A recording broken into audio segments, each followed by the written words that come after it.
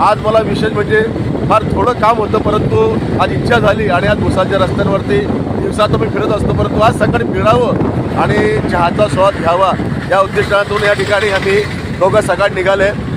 नाहटा कॉलेजजवळ चहाचा स्वाद घेतला. फार सुंदर चहा होती. अनेक चहाचे दुकान भुसावळ शहरामध्ये खूप चांगले चहा बनवतात. भुसावळ शहरामध्ये प्रत्येक दुकानदार आमच्या भुसावळ शहरामधला विकणारा चहाचं दुकान हे फार स्वादिष्ट चहा भुसावळ शहरामध्ये मिळते.